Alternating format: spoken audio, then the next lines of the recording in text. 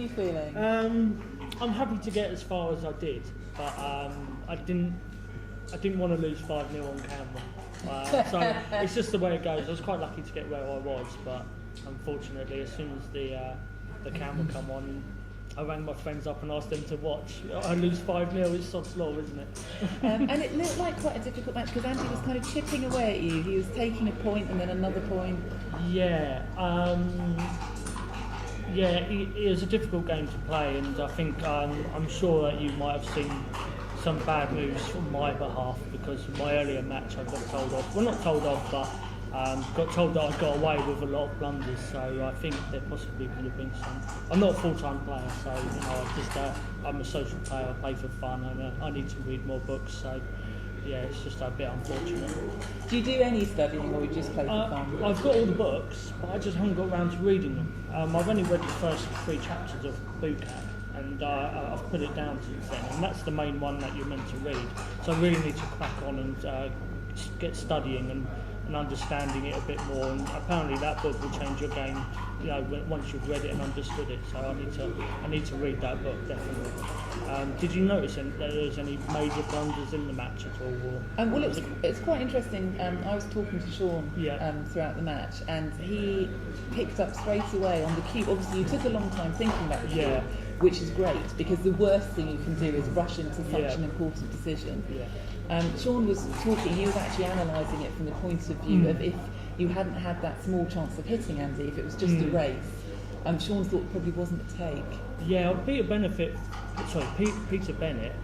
thought that it was the last cube action that I took was actually a take and a redouble, yeah. So I'm playing against someone who's a lot better than me, and sometimes that is a factor you need to consider as well. So going 4-0 down Crawford didn't look like a great prospect for me. So my best chance, I did have the chance of, he did have some checkers behind my last 2, so there was that small chance. And the race, Peter Bennett said I was 12 pips behind, and so he felt I did the right move then. But that was probably the most difficult one in the game for me, because that was, you know, if I don't get my chance at hitting, the chances are I'm going to lose in the race. And I had been rolling really well up until that game, so I was just hoping that a little bit of luck would come through and I'd pull out double 6s or double 5s, and that might give me a better chance of winning that and going 4-3 Crawford, and that would be much better in my favour. I'd only need to win the next game to win the match. So I was hoping the luck would come in, but unfortunately it didn't. Obviously it didn't. Yes, we were reaching for you for double 6s, that was what you needed. We needed some extra hard rolling there to try and get the double. Yeah, you've got to do that. You've got to hope and put your heart and soul into it and just hope. Earlier on yesterday when I was winning some matches, I was thinking of numbers and they were coming out every time, so I knew the luck was on my side yesterday, but and this morning I was quite lucky as well, but just when it come down to the crunch, it just wasn't there for me. But I've done well to get as far as I did, so I'm quite happy. Absolutely. It is such a long journey, isn't it? Because you can go through the whole of Saturday and win, and you kind of feel on top of the world, and you go home Saturday night, you're breaking open the champagne, going, it's mine, and then you can come in and lose first thing on Sunday. And go straight out. Yeah, that's the way it was. I was pretty hungover yesterday, and I thought that helped me as well, because it slowed my brain down. Well, it's one of those things actually that you can actually benefit sometimes from maybe having to think a bit more and making sure you are thinking about. I think the players make the biggest mistakes when they don't stop and think and they don't think about what they're doing. Absolutely, yeah. Have you played Andy before? Is that the guy I just played against? Yeah, no, I hadn't. No, that's the first time I played against him, so I was a little bit unsure. But he's obviously got to be quite good or quite lucky to get to that point anyway. So, as anyone that you play throughout this tournament, as you go further down the line, they've either got to be very good players or very lucky players, just as I have. Getting to my semi-final, was it the quarter-final? You just missed out on the semi-final. You were in the quarter-final. I'm still really happy with that though, because that's like such a massive feat for me. Because I don't go and play it anywhere. So I live in Essex, and there's nothing around Essex. And now there's nowhere really in London at the moment. In my side of London, the east side of London. So I'd like to be able to play more charrettes and things like that, so I can learn a bit more about the game. And a bit more about checker play and Dublin as well.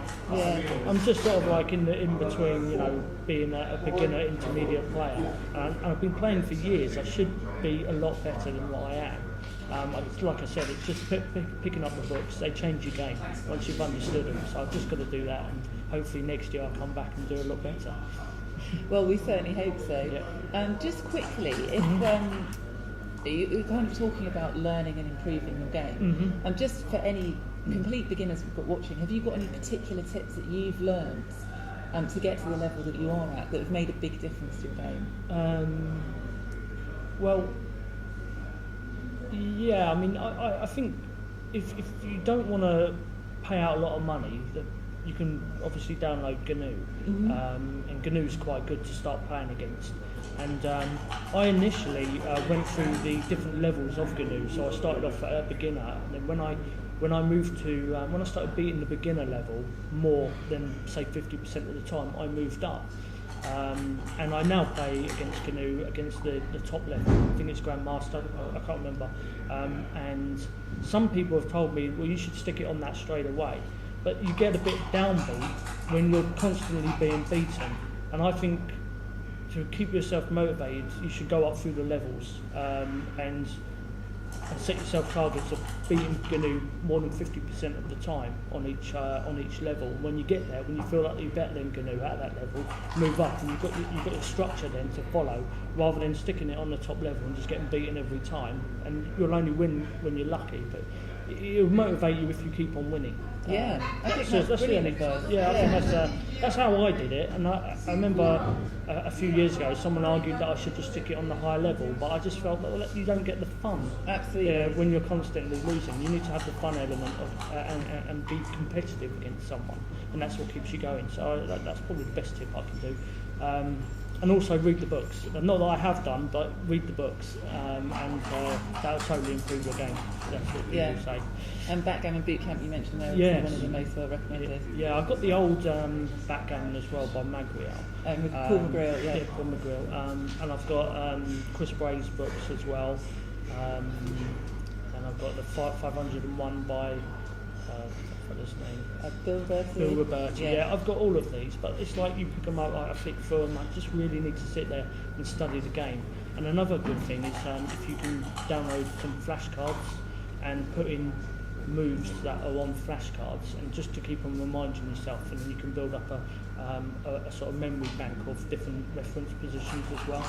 That's something I've got to start doing, but it's a thought I've had in order to build up my sort of wider knowledge of checker play around the board. Yeah, absolutely. In a similar way to learning languages, you're kind of learning the language of Backgammon, aren't you, and the features of different positions. Yeah, absolutely. Yep. Well, that's amazing. Thank you so much, Lewis. Okay. Commiserations on not getting through, but I'm glad you've been enjoying the tournament. Yes, thank you very much.